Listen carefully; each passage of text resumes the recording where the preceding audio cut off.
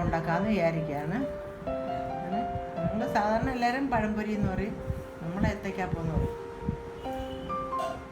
നല്ല അധികം പഴുത്തു പോകാത്ത പഴം 2 ദിവസമൊക്കെ ചെത്തിക്കളഞ്ഞ് വൃത്തിയായിട്ട് രണ്ടായിട്ട് മുറിക്കുക.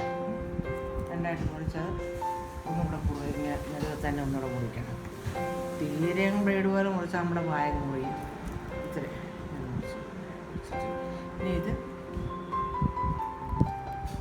മുറിച്ചു. ഇനി ഞാൻ ഏത്തയ്ക്കപ്പത്തിൻ്റെ മാവ് കുഴച്ച് വെക്കട്ടെ, എടുത്തുകൊണ്ട് വരട്ടെ.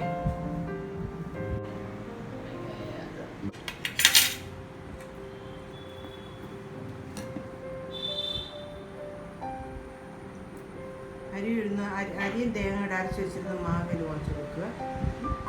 അതിലോട്ട് മൈദായി, ഉപ്പ്, പഞ്ചസാര ചേർക്കുക. നല്ല സോഫ്റ്റ് ആയിട്ടിരിക്കും.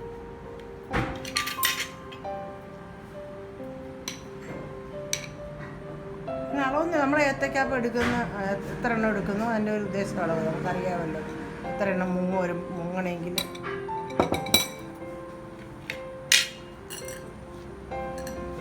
ഒരു കളറിന് ശകലം മഞ്ഞൾപ്പൊടി, പഞ്ചസാര,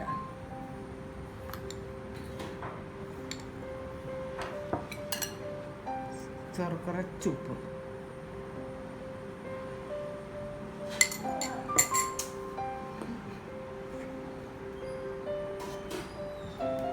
വെള്ളം കൂടെ ചേർത്ത്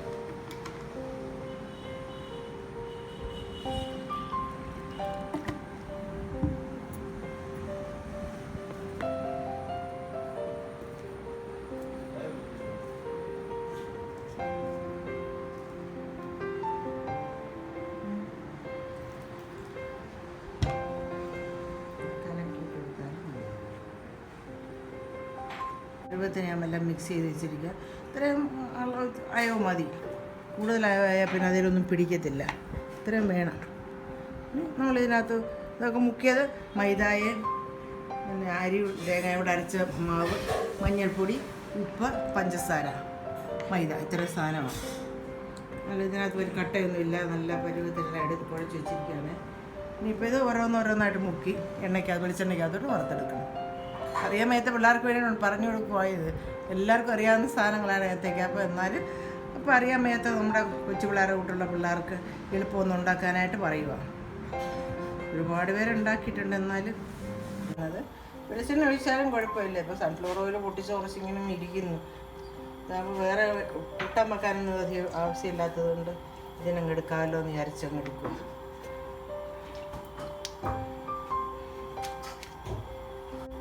ഇനി എണ്ണയൊന്ന് മൂത്തോട്ടെ. എണ്ണയൊന്ന് മൂത്ത് കഴിയുമ്പോൾ ഓരോന്നോരോന്നായിട്ട് മുക്കിയതിനകത്തിട്ട് കരിഞ്ഞ് പോവാതെ വറുത്ത് പോരണം.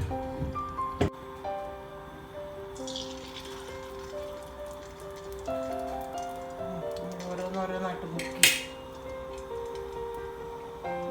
സ്റ്റീലിൻ്റെ സ്പൂണെടുത്തേ പോലെ ഞാൻ സാറിന് കഴിവ് മുക്കി ഇത് ഇവിടെ ഇല്ലാതെ ഞാൻ മുക്കി.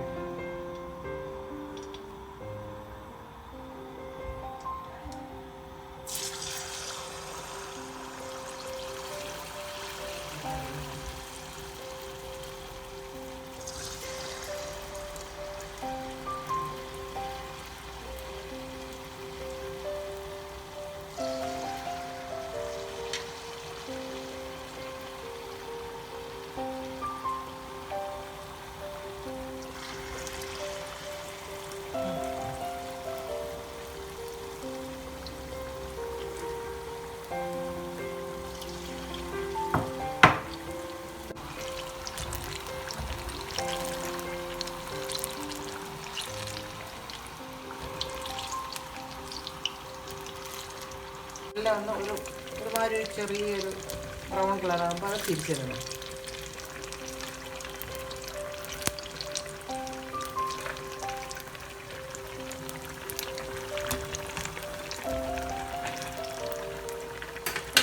കുറച്ച്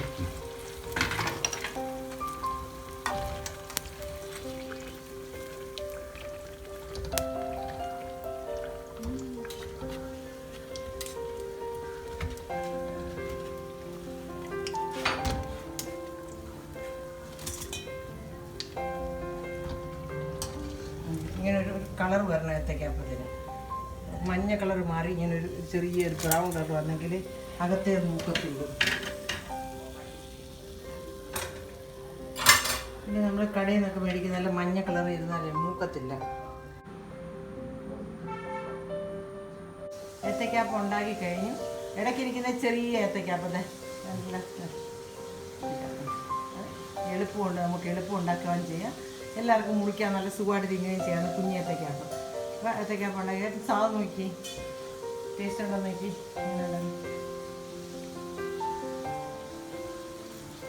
ചൂടാണ്